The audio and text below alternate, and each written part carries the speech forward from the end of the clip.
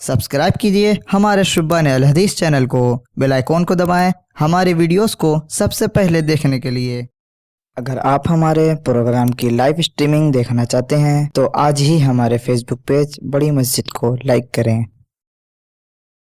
ان الحمد لله نحمده ونستعينه ونستغفره ونعوذ بالله من شرور انفسنا ومن سيئات اعمالنا، من يهده الله فلا مضل له ومن يضلل فلا هادي له، واشهد ان لا اله الا الله وحده لا شريك له، واشهد ان محمدا عبده ورسوله، اما بعد فاعوذ بالله من الشيطان الرجيم، بسم الله الرحمن الرحيم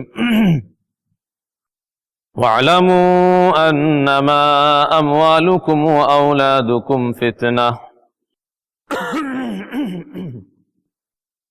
وقال الله تعالى في مقام آخر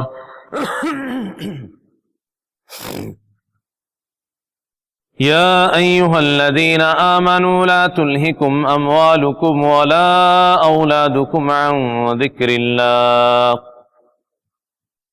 وقال النبي صلى الله عليه وسلم اليد العليا خير من اليد السفلى۔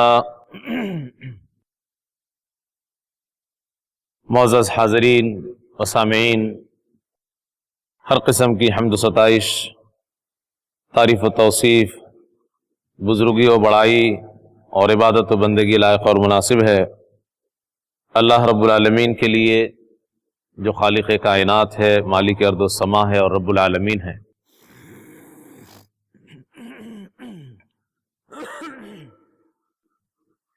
اور درود و سلام نازل ہو تمام نبیوں اور رسولوں پر، خاص طور پر آخری رسول جناب محمد صلی اللہ علیہ وسلم پر بیش بہا درود و سلام نازل ہو۔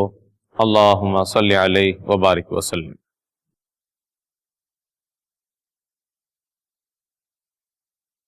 رمضان المبارک کا مقدس مہینہ رواں دواں ہے، بلکہ تقریباً آدھا مہینہ گزرنے کو ہے۔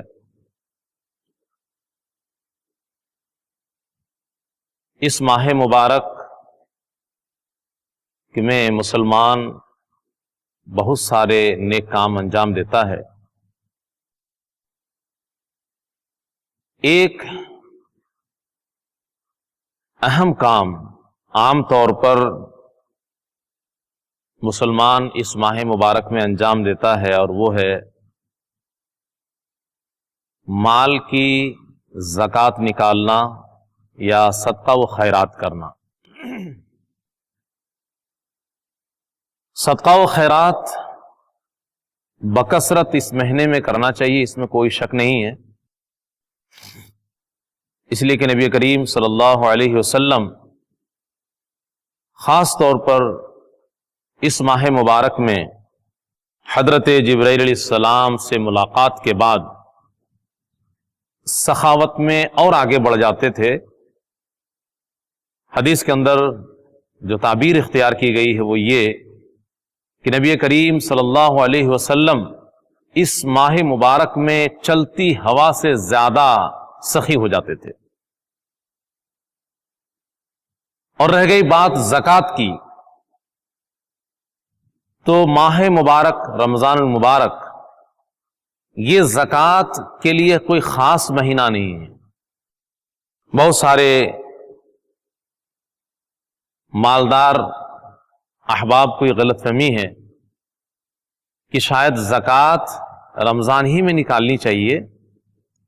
مذہب اسلام کے اندر ایسا سسٹم نہیں ہے، ایسی بات نہیں ہے، بلکہ زکوٰۃ کا نظام مذہب اسلام کے اندر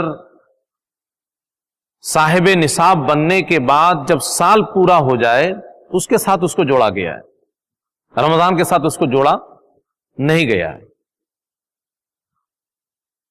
لیکن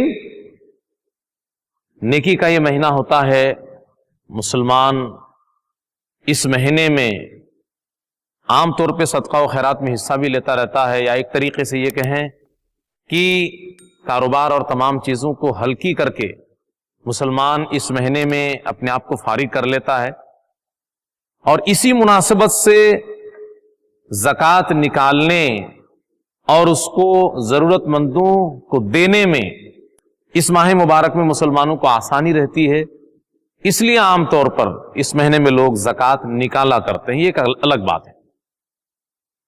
آئیے، چونکہ اس ماہ مبارک میں مال و دولت کے خرچ کرنے کا معاملہ ہے اور مسلم معاشرے میں زکوٰۃ کا بھی ایک ماحول رہتا ہے، اسی کو دھیان میں رکھتے ہوئے ہم مال کے تعلق سے آج گفتگو کرنے جا رہے ہیں کہ مال مذہب اسلام کی نظر میں اس کی کیا حیثیت ہے، یا اسلام اس کو کس نگاہ سے دیکھتا ہے۔ تو سب سے پہلے قرآن کریم کے اندر اللہ رب العالمین نے انسان کی فطرت کی طرف مال کو جس انداز میں جوڑا ہے، یا انسانی فطرت اور طبیعت میں مال کی حیثیت کیا ہے، اس کو جو بتایا ہے اس سے ہم پہلے سمجھ لیتے ہیں۔ چونکہ ہم سب انسان ہیں تو ظاہر سی بات ہے وہ چیز ہمارے اور آپ کے اندر بھی پائی جاتی ہے۔ اللہ رب العالمین نے قرآن مقدس کے اندر بیان فرمایا، المال والبنون زینت الحیات الدنیا، دنیا کی زندگی کی زینت اور خوبصورتی مال اور اولاد ہے۔ جس کے پاس مال ہے اس کی دنیا خوبصورت ہے، جس کے پاس اولاد ہے اس کی دنیا خوبصورت ہے۔ یہ انسان کی طبیعت اور فطرت کے اعتبار سے یہ بات کہی جا رہی ہے، اس لیے کہ عام طور پر ان دونوں چیزوں سے ہی انسان مست رہتا ہے۔ تو مال اور بچے یہ دنیا کی زندگی کی زینت ہے، خوبصورتی ہے، اور یہ دنیا کی زندگی عارضی ہے۔ اسلام یہ بھی بولتا ہے، مطلب ایسا نہیں ہے کہ اب جس کے پاس مال نہ ہو تو اس کی دنیا بدصورت ہے، یا جس کے پاس بچے اور اولاد نہ اس کی دنیا بدصورت ہے، ایسا نہیں ہے۔ بلکہ اسلام نے جس طریقے سے انسان کو اس دنیا میں جینا سکھایا ہے، اس طریقے سے اگر انسان جیے گا تو بغیر مال کی بھی اس کی دنیا خوبصورت ہے، بغیر اولاد کی بھی اس کی دنیا خوبصورت ہے۔ تو یہ انسان کی طبیعت میں یہ چیز داخل ہے کہ مال سے اسے بڑا اچھا لگتا ہے دنیا میں جینے کو، اور اولاد ہو تو بھی اس کو بہت اچھا لگتا ہے دنیا میں جینے کو۔ اسی طریقے سے مال سے انسانوں کو ایک طریقے سے دلی لگاؤ ہے، اسے بہت محبوب ہے مال۔ اللہ نے اس لیے قرآن میں بیان فرمایا ہے، وَتُحِبُّونَ الْمَالَ حُبًّا جَمًّا، کہ تم لوگ مال سے بے پناہ محبت کرتے ہو، دلی محبت کرتے ہو، مال بڑا اچھا لگتا ہے، یہ انسان کی طبیعت میں ہے۔ وَإِنَّهُ لِحُبِّ الْخَيْرِ لَشَدِيدٌ، انسان مال کی محبت میں بڑا سخت ہے، مال انسان کو بڑا محبوب ہے، اور کیوں نہ ہو، اس لیے کہ اللہ رب العالمین نے اس دنیا کو مال اور دولت کی شکل میں خوبصورت بنایا ہے۔ قرآن میں اللہ نے اس کو بیان کیا، جب سے انسان دنیا میں آیا اور جب تک انسان دنیا میں رہے گا، مال کی محبت اس کے دل میں رچی بسی رہے گی، یعنی مال اچھا لگے گا۔ زُيِّنَ لِلنَّاسِ حُبُّ الشَّهَوَاتِ، خواہشات کی محبت خوبصورت بنا دی گئی انسانوں کے لیے، یعنی جو چیزیں انسان کو اچھی لگتی ہیں ان چیزوں کو خوبصورت بنا دیا گیا ہے۔ اور وہ چیزیں کیا ہیں جو خواہشات کی شکل میں انسان کو بڑی محبوب ہیں اور اسے بڑی خوبصورت بنا دی گئی ہیں؟ من النساء، عورتیں ہیں، والبنین، اولاد ہے، بچے ہیں، والقناطیر المقنطرہ من الذهب والفضة والخیل المسومة والانعام والحرث، یہ مال کا جماوڑا، مالوں کا ذخیرہ، سونے کی شکل میں ہو، چاندی کی شکل میں ہو، نشان زد گھوڑوں کی شکل میں ہو، چوپائیوں کی شکل میں ہو، جانوروں کی شکل میں، کھیتوں کی شکل میں ہو، باغات کی شکل میں، تو مال بہت سارا ہو، یہ بھی انسان کو بڑی اچھی لگتی ہے۔ عورت، اولاد اور مال کا ذخیرہ یہ انسان کے لیے بڑی خوبصورت بنا دی گئی ہے، اور اسی لیے انسان ان کو بڑا محبوب رکھتا ہے۔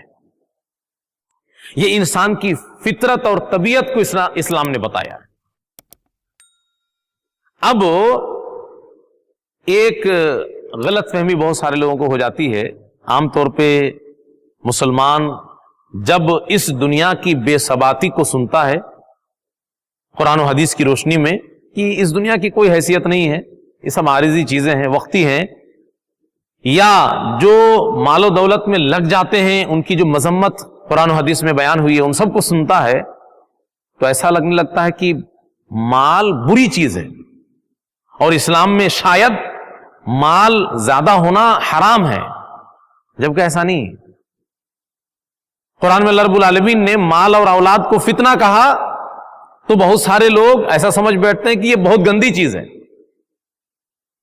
قرآن میں اللہ نے یہ بیان فرمایا وَاعْلَمُوا أَنَّمَا أَمْوَالُكُمْ وَأَوْلَادُكُمْ فِتْنَةٌ، جان لو تمہارے مال اور تمہاری اولاد یہ فتنہ ہے۔ تو عام طور پہ لوگ اولاد کو تو بری چیز نہیں مانتے، لیکن بہت سارے لوگوں کو ایسا لگتا ہے کہ مال بڑی گندی چیز ہے، بہت بری چیز ہے، یا اسلام مال کو بہت خراب سمجھتا ہے۔ پہلے تو اس آیت کے اندر جو فتنہ کہا گیا ہے وہ فتنہ کیا ہے؟ عام طور پہ ہم لوگ جو معاشرے میں فتنہ بولتے ہیں کیا وہی والا فتنہ ہے؟ فتنہ کا مطلب برائی جس سے لوگ تہس نہس ہو جائیں اور معاشرہ برباد ہو جائے، اور بہت بڑی مصیبت کی شکل کو ہم لوگ فتنہ سمجھتے ہیں عام طور پہ۔ لیکن قرآن کی آیت میں جو مال اور اولاد کو فتنہ کہا گیا وہ والا فتنہ نہیں ہے۔ فتنہ عربی لفظ ہے اور اس کے کئی طرح کے معنی ہوتے ہیں۔ ایک تو وہ بھی معنی ہے جو مصیبت جس کو ہم کہہ سکتے ہیں، لیکن اس کو امتحان اور آزمائش کے معنی میں استعمال کیا گیا کہ مال اور اولاد یہ امتحان اور آزمائش کی چیز ہے۔ اور اس سلسلے میں آپ کو نبی کریم صلی اللہ علیہ وسلم کی وہ ادا یاد آنی چاہیے کہ ایک موقع تھا کہ اللہ کے رسول صلی اللہ علیہ وسلم منبر پہ خطبہ دے رہے تھے، اور آپ کے دونوں ناتی حسن اور حسین چھوٹے چھوٹے بچے سرخ قمیص کے جوڑے میں دونوں چلے آ رہے ہیں،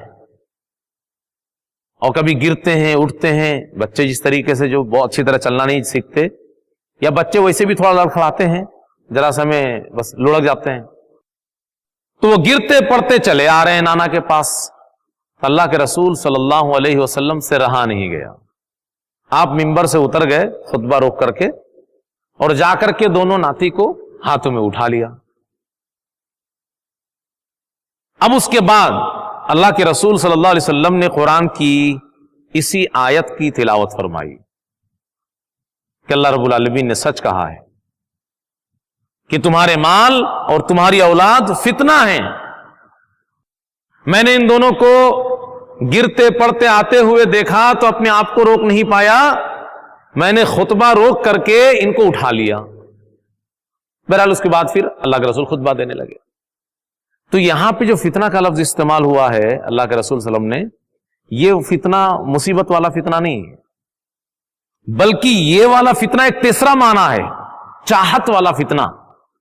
آزمائش والا فتنہ ایک الگ ہے، چاہت والا فتنہ یہ تیسرا معنی۔ کسی چیز میں دلچسپی رکھنا، شوق رکھنا، کسی چیز میں لگ جانا، اس کو بھی مشغول ہو جانا، اس کو بھی فتنہ عربی میں بولا گیا ہے۔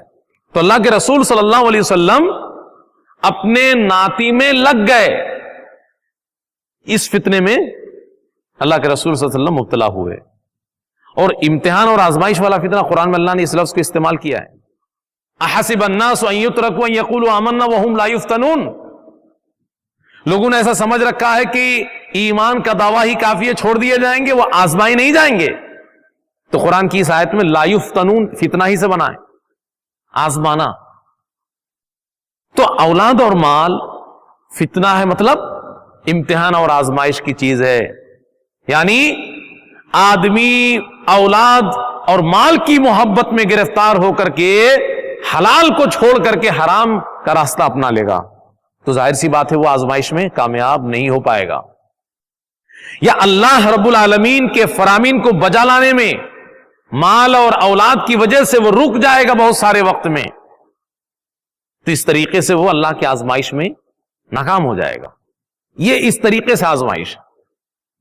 या इंसान माल में लग जाता है, बड़ा अच्छा लगता है माल, औलाद में लग जाता है, बड़ी अच्छी लगती है औलाद, लिहाजा फितना कहकर के दिमाग में मुसलमान और मालदार लोग ये ना समझ बैठे कि इस्लाम ने माल को ही गंदी चीज कह दिया है, या इस्लाम में मालदार होना कोई गुनाह की बात है, ऐब की बात है। ऐसा नहीं, बल्कि आप अहादीस के ऊपर निगाह डालें, कुरान की दीगर आयत पे निगाह डालें, तो मामला खुल करके आएगा कि इस्लाम ने माल को भी बहुत ऊंचा मकाम दिया है। सिर्फ गंदी चीज नहीं कहा गया उसको कि बहुत गंदी है। जब वो गलत तरीके से इंसान के पास आने लगे या गलत तरीके से इंसान उसमें लग जाए, तब तो उसको गंदा कहा गया है। उस इंसान को बजाते खुद माल को गंदा नहीं कहा गया। हजरत साद बिन अबी वक्कास रजी अल्लाह अन्हु सख्त बीमार हो गए हज्जतुल विदा के साल, तो अल्लाह के रसूल सल्लल्लाहु अलैहि वसल्लम उनकी इयादत को गए। तो उसी मौके से अल्लाह के रसूल सल्लल्लाहु अलैहि वसल्लम से बातचीत होने लगी। उनको लगा कि मैं सख्त बीमार हूं, मरूर जाऊंगा, क्या होगा नहीं होगा। तो कहने लगे अल्लाह के रसूल सल्लल्लाहु अलैहि वसल्लम, मेरी बस एक बेटी है, ज्यादा कोई औलाद नहीं है, और मेरे पास माल बहुत ज्यादा है। मैं चाह रहा हूं कि अल्लाह के रास्ते में 2 हिस्सा 3 हिस्सा करके 2 हिस्सा सदका कर दूं।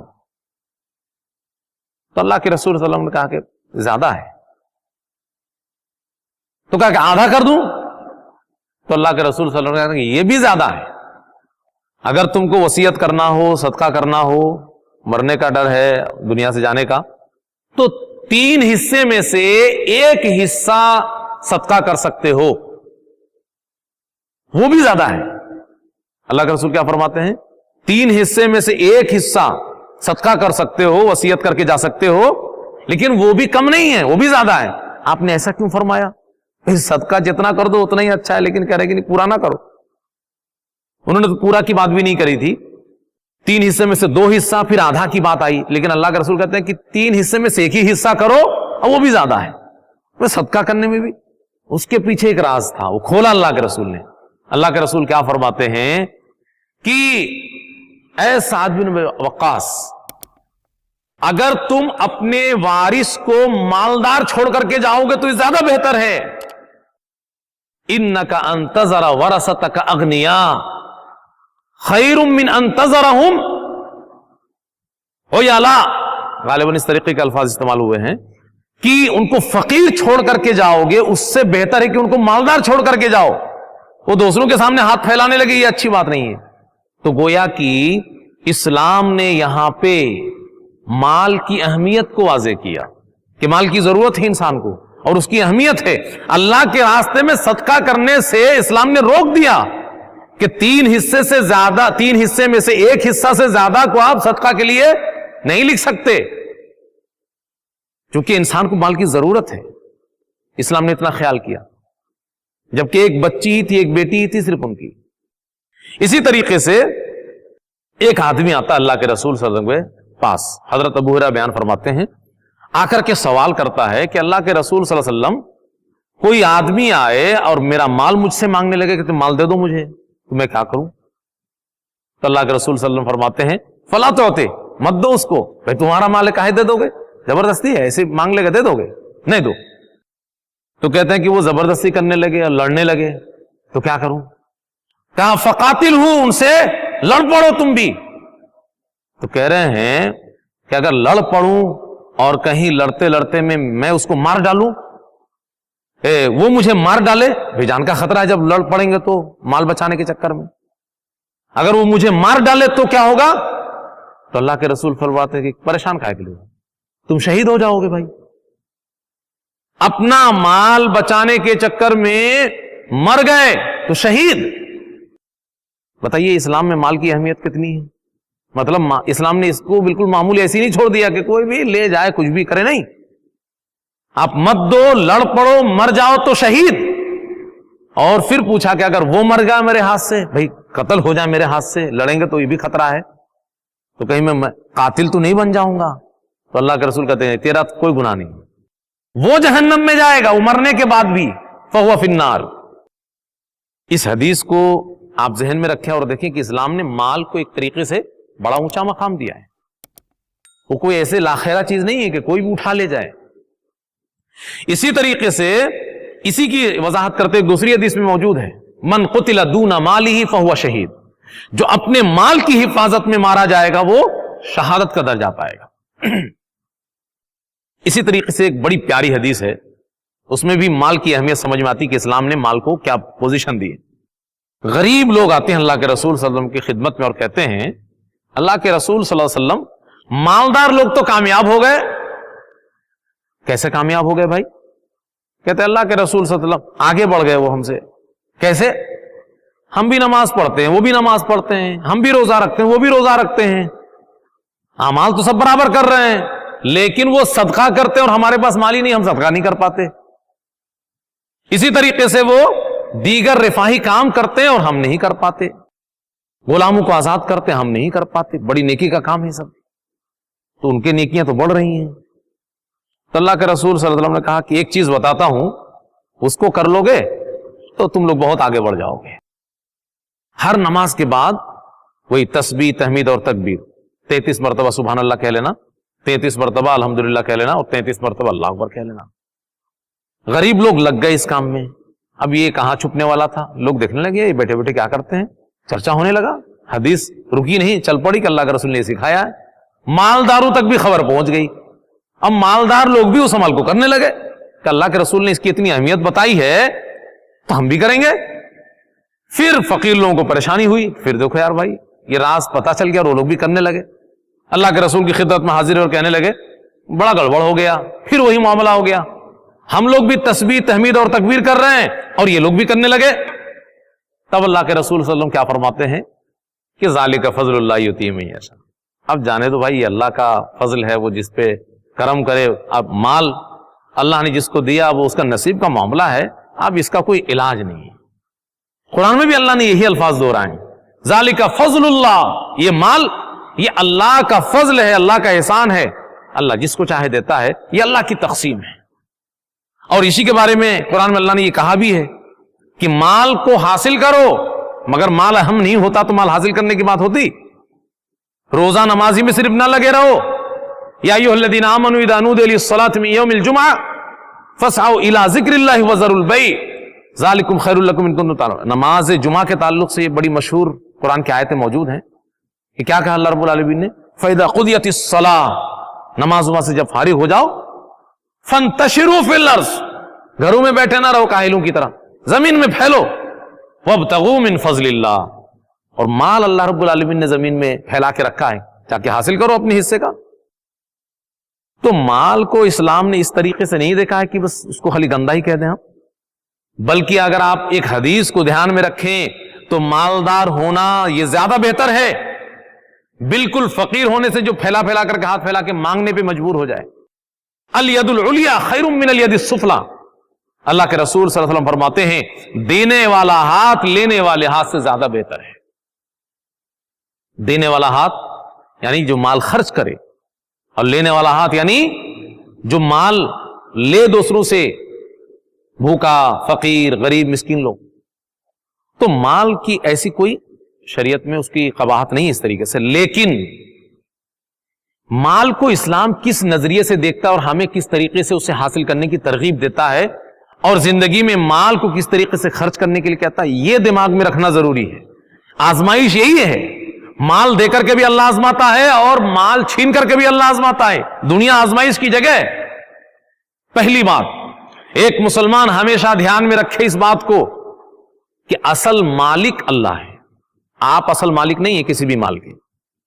اسی لیے اللہ نے قرآن میں بیان فرمایا وَآتُوهُم مِّن مَّالِ اللَّهِ الَّذِي آتَاكُم, جو مال اللہ نے تمہیں دیا اسے دو. یعنی اللہ ہی نے دیا, آپ کا مال نہیں. انسان یہ دماغ میں, مسلمان خاص طور پہ بٹھا لے اس بات کو, یہ مال میرا نہیں ہے, اللہ کا ہے, اللہ نے ہمیں دیا ہے. مال لینے کا طریقہ اسلام نے بتایا ہے, بہت تفصیلات کا موقع نہیں ہے. جائز طریقے سے آپ مال حاصل کرو, چاہے آپ کروڑ پتی بنو, چاہے ارب پتی بنو, چاہے خرب پتی بنو. اگر آزمائش میں کامیاب ہونا ہے جائز طریقے سے مال حاصل کرو. اور اسلام کاہلی کو پسند نہیں کرتا. اگر آپ سچی نیت سے اچھی نیت سے مال حاصل کریں گے تو وہ بھی عبادت ہے. مثال کے طور پہ آپ مال اس ناحیت سے حاصل کرنے میں لگ گئے کہ مجھے اسلام کی خدمت کرنی ہے, مسجدیں تعمیر کرنی ہے, مدارس بنوانے ہیں, غریبوں اور فقیروں کا خیال کرنا ہے, ہاسپٹل, اسکول اور کالجز بنانے ہیں, انسانیت کی بھلائی کا کام کرنا ہے مجھے, اس لیے آپ مال حاصل کرنے میں لگے ہیں, تو یہ عبادت میں لگے ہوئے ہیں آپ. تو اسلام نے جو طریقہ بتایا ہے کہ یہ جائز طریقے ہیں مال حاصل کرنے کی, یہ ناجائز طریقے ہیں, سودی کاروبار مت کرو, چوری مت کرو, ہاں باطل طریقے سے کسی کا ہڑپ مت لو, وغیرہ وغیرہ. مال حاصل کرنے کے بعد خرچ کرنے کے سلسلے میں بھی اسلام نے راستہ بتایا ہے. پہلے تو ایک حد بتایا ہے کہ اتنا سے زیادہ مال آپ کے پاس آ جائے تو آپ مالدار شمار ہوں گے اسلام میں, اور 1 سال بیتنے کے بعد سے زکوٰۃ دینی پڑے گی ہر سال 2.5% ذہن بنا کر کے آپ چلیں کہ 2.5% آپ کو زکوٰۃ دینی. اسی طریقے سے عام صدقات کی بھی اسلام نے ترغیب دی ہے کہ زکوٰۃ کے علاوہ بھی ضرورت مندوں کے اوپر آپ کو خرچ کرنا ہے, مسجدیں بنوانی ہیں, دین کے بہت سارے کام انجام دینا ہے جس میں مال کی ضرورت ہے. تو اس طریقے سے جو آدمی اپنی زندگی گزار لے گا وہ اس آزمائش میں کامیاب ہو جائے گا. ورنہ مالدار اپنی آزمائش میں ناکام ہو سکتا ہے اگر غیر اسلامی طریقے سے مال حاصل کرتا ہے اور اسلام کے بتائے ہوئے طریقے کے مطابق اس کو خرچ نہیں کرتا تو مال اس کے لیے آزمائش ہے اور وہ اس آزمائش میں ناکام ہو جائے گا اور شکر نہیں بجا لاتا اللہ کا. آج کے حالات کے تناظر میں دنیا میں جو آج پورے حالات بنے ہوئے ہیں کورونا وائرس کی وجہ سے اور لاک ڈاؤن کی وجہ سے, خاص طور پہ مالداروں کی اس وقت بڑی آزمائش ہے. جن کے پاس بھی پیسہ ہے زکوٰۃ کے سلسلے میں بھی اور عام صدقات کے بھی سلسلے میں بھی, ان کے لیے یہ آزمائش کی گھڑی ہے.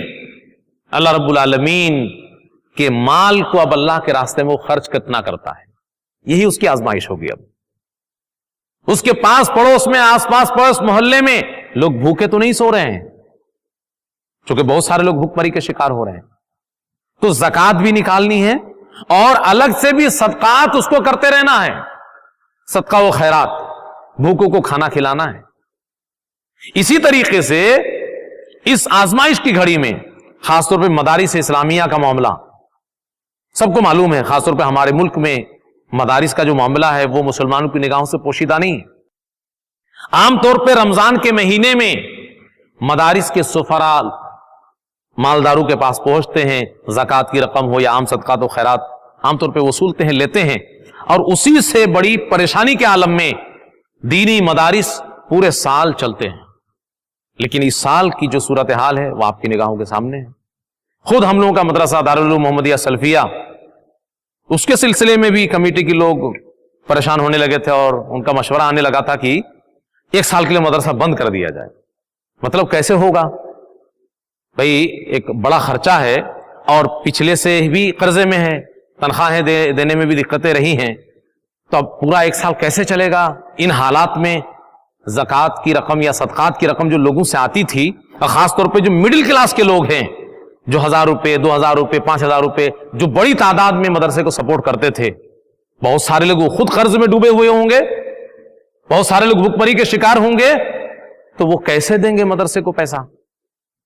تو لہٰذا ان کا حوصلہ پست ہو رہا تھا کہ مدرسے کو بند کر دیا جائے, پھر جب حالات سدھریں گے تو دیکھا جائے گا. تو اب ایسا نہیں ہے کہ یہی ایک علاج ہے کہ سب مدرسے بند کر دیں, بلکہ ہم یہی کہیں گے کہ خاص طور پہ اب مالداروں کی ذمہ داری ہے. یہ مڈل کلاس کے لوگوں کی ذمہ داری اب نہیں بنتی چونکہ وہ خود بھوک مری کے شکار ہو رہے ہیں.